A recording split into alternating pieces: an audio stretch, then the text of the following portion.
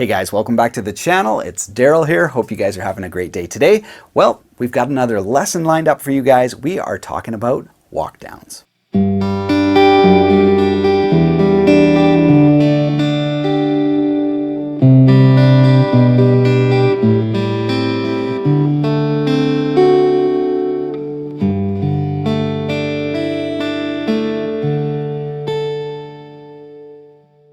So as per usual, I've tabbed out a worksheet to go along with today's lesson. If you support the channel on Patreon, you can go grab that now. It's available, of course, for free for all my patrons. And if you just want to purchase it, you can grab it from my Etsy store as well. I've paired that sheet together with kind of a single note moving bass line sheet. So kind of chord movements and single note movements all together. So feel free to check that out.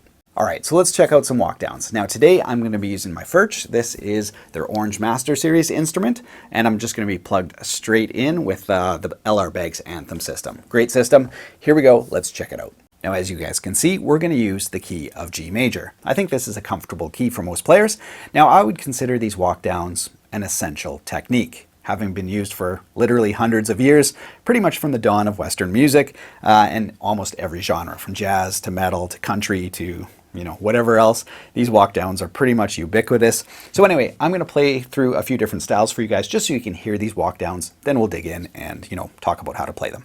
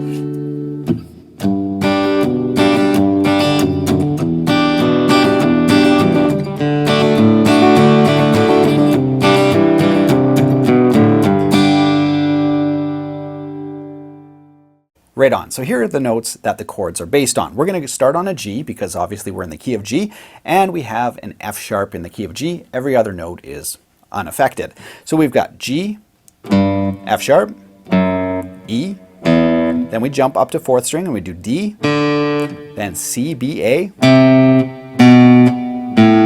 then D, back to G. So that's the movement.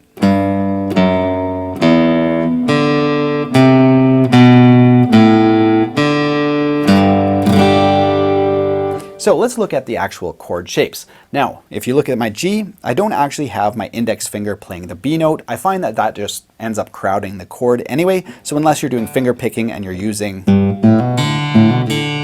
that little G note, or that B note rather, I take it out. So I just use my middle finger, lightly touch the fifth string. That mutes it, and then it gives you kind of a cleaner chord without that, all those lower mids. So that's the voicing we're using today. Just like so, everything on third string, only one string muted, that fifth string, keeps things clean. Now the second voicing is a D over F sharp. So you can just play your normal D.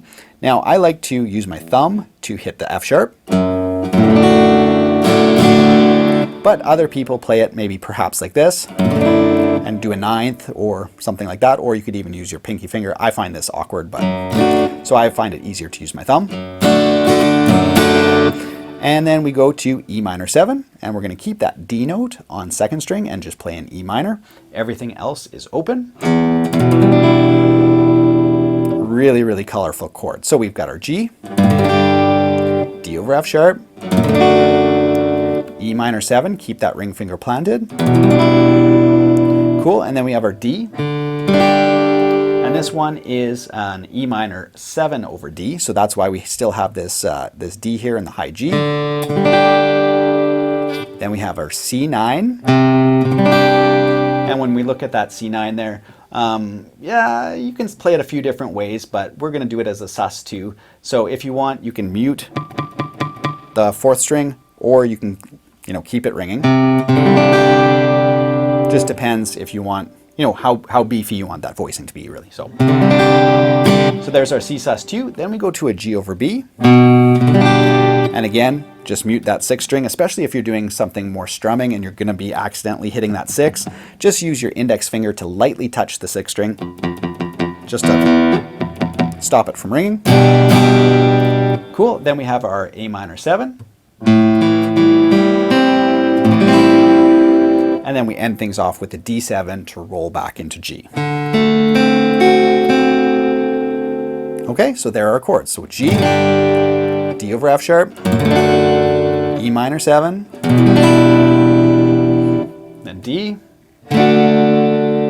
C, G over B, A minor 7, D7. Now, as I showed you guys before, these walkdowns can really be used in almost any genre. You just tweak the way you play them, perhaps the voicing, but the concept is the same. So anyway, let's look at another common key. Now I'm going to share with you guys another key off the worksheet. Let's check out the key of C. So we've got C major, G over B, A minor. Now I think most people would be on board up till now. Then we have A minor 7 over G because we open up the A on 3rd string to a G, and really nice way to kind of beef up that A minor 7 chord. Then the dreaded F chord. If you're a new player, it's always hard to get this one clean. Then C over E, D minor 7. And then our turnaround chord of G7.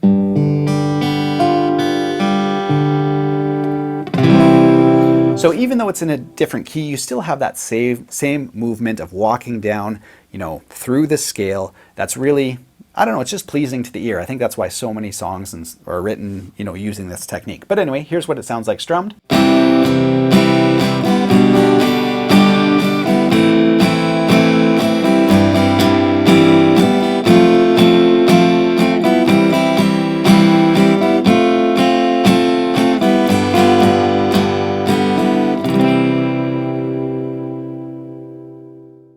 Now, as I mentioned before, these walkdowns can be voiced in different ways to suit different genres. You can do sparse, you know, 2-note, you know, variations or power chords, or, you know, heavy strumming and all sorts of different things, you know, all sorts of fingerstyle techniques. So they're really useful.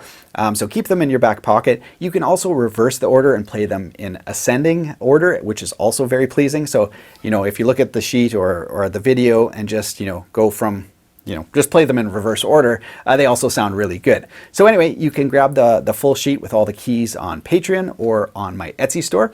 All those links will be in the video description below. Have yourself a great week. Hope you guys enjoyed this tutorial. See you later.